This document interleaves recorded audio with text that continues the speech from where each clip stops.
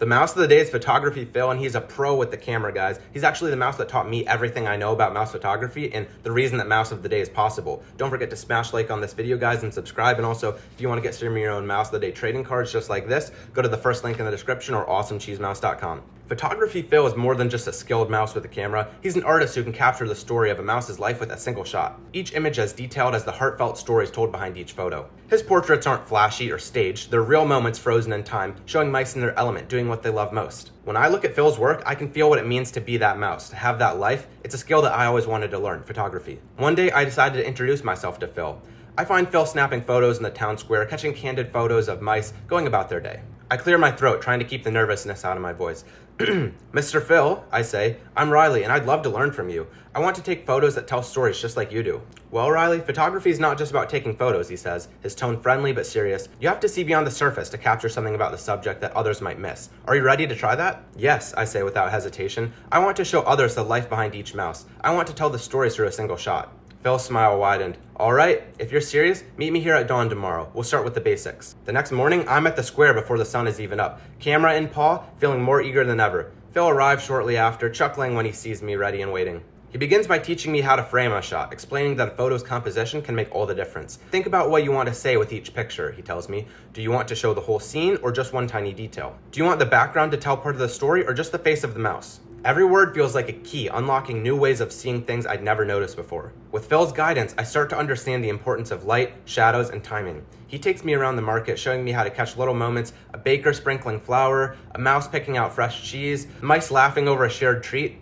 Each time he clicks the shutter, he explains his choice, pointing out what makes the photo unique. A few days later, Phil gives me the first real assignment. I want you to go out and take a portrait, he says. Find a mouse, talk to them, and take a single shot to capture something essential about them. I feel a rush of excitement and a bit of nerves. This is my chance to show what I've learned. I spend the afternoon searching for the right subject, and finally I find him, Mr. Maple, the syrup maker. He's an older mouse with a laugh that could fill the whole square. He's setting up his stall, jars of syrup glinting in the sunlight, and I can see the pride in his work. I introduce myself, explaining my project, and Mr. Maple agrees to let me photograph him. We chat as he works, and I find myself genuinely interested in the stories. He tells me about the long hours spent perfecting each batch of syrup. The tradition passed down through generations. I can see his love for the craft in every word he says. When I lift my camera up for the picture, I wait for just the right moment. As he laughed at one of his own jokes, I snapped the picture, capturing the twinkle in his eye and the warmth of his smile. Looking back at the photo, I feel a thrill. It's not just a picture of Mr. Maple, it's a glimpse into his life, his joy, his dedication. I've done it. I've told a story with just a single shot.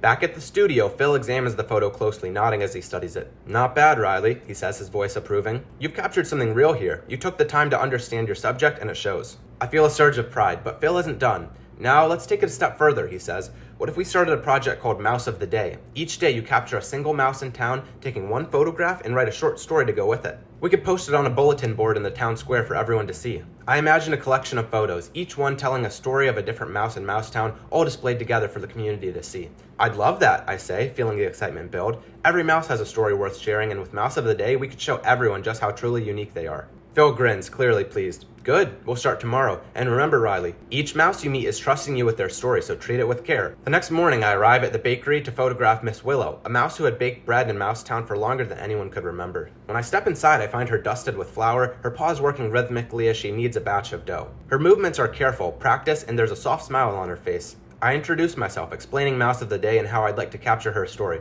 She blushes, looking a little bit flustered, but agrees. I ask her about her love for baking, about the early mornings and long hours. She speaks about her joy in feeding the community, how she sees bread as more than just food. It's something that brings mice together. As I listen, I can see that Miss Willow's love for baking is in every movement. When I finally lift my camera, I wait for just the right moment, then snap the photo, capturing the peaceful smile on her face, the flour on her paws, the quiet pride in her work, all of it. Back at the studio, Phil and I looked at the photo together. I had a small caption, Miss Willow, Mousetown's beloved baker who brings warmth to the town with every loaf. It feels like I've captured not just her face, but her spirit, the love she puts into all her work. The next morning, we post Mouse of the Day in the town square. The mice gather all around, reading the caption and admiring the photo. They chat about Miss Willow and her bakery, about the way that her bread reminds them of home. Seeing their reactions, I feel a thrill of joy. I've done what I set out to do. I've told their stories and it resonated. Phil watches from a distance, a proud smile on his face. He's given me the tools and now I'm beginning to see the world in a new way, one story at a time. As Mouse of the Day grew, so did the excitement in Mousetown. Each morning I'd arrive at the town square and pin up the new photo for the day on the bulletin board, eager to see the reactions of the passersby. Miss Willow's bakery had seen more customers than ever, and Mr. Maple's stand was bustling with friends who'd seen his portraits and wanted to support him. Phil and I quickly got into a rhythm. I'd spend each day choosing a mouse to photograph, listening to their story, and writing up a few words to capture the essence of their lives. Phil often accompanied me, watching from the sidelines as I honed the skill that he'd taught me. But every so often he'd jump in with a gentle guidance, reminding me how to slow down, to observe, and respect the quiet moments. One morning, Phil suggested I feature Benny, Mousetown's quiet clockmaker who ran a small repair shop at the edge of town. Benny was known for his skills with intricate mechanisms, keeping the town's clocks in perfect time. I headed over to his shop, finding him hard at work, a tiny magnifying glass balanced on his nose as he adjusted the gears of a century-old clock. "Hey Benny, I'm Riley from Mouse of the Day," I introduced myself. "I'd love to capture a bit of what you do, if you're willing to share it." Benny looked up, his eyes widening. He was a reserved mouse, rarely speaking unless asked, but as I asked him about his work, he opened up. He spoke about his love for the quiet ticking of clocks, the way each piece fit together just so perfectly, the satisfaction of watching an old clock come to life again. Then at just the right moment, I snapped a picture as he leaned over his work, his paw steady as he held the tiny gears in place. His expression was focused and calm. When I printed it later, I added the caption, "Benny the Clockmaker, keeping Mousetown in time, one gear at a time." It felt like the perfect tribute to a mouse who'd found joy in the smallest details of clocks. That week, mice who hadn't been to Benny's shop in years visited to see the mouse behind the clocks, and Benny was delighted. For the first time, he felt seen, appreciated, and understood by the community. Phil noticed the change too, and he nodded approvingly as he watched the town embrace Benny's quiet, meticulous talent. One day, as I worked in the studio, Phil looked over my shoulder at the photos I'd taken. "You know, Riley," he said, "Mouse of the Day isn't just about pictures anymore. You're preserving the stories of this town, one mouse at a time. These photos will live on long after any of us are gone." His words really struck a chord with me. Mouse of the Day was more than just a project. It had become a legacy, a way to capture Mousetown's heartbeat and history. I felt a renewed sense of purpose, knowing that each story was a part of something bigger. Phil and I continued the project, capturing the stories of everyone from Floral Fiona to Grumpy Gus. Each photo was a chance to learn, to listen, to understand the mice I'd lived by my whole life. The project brought me closer to the community and taught me the power of simply paying attention. One morning, as I hung up the latest Mouse of the Day, a crowd gathered, chatting and laughing as they admired the photo of Lucy, the mouse who had played the violin in the square. Her story had touched everyone, and her music brought joy to so many. Phil stood beside me watching the crowd. "Riley," he said softly, "you've done something remarkable. You've given these mice a chance to be remembered. This town will never forget its stories, and it's thanks to you." "I couldn't have done it without you, Phil. You showed me how to see, how to listen, and how to capture the essence of a mouse in a photo." Phil smiled with a glimmer of pride in his eyes.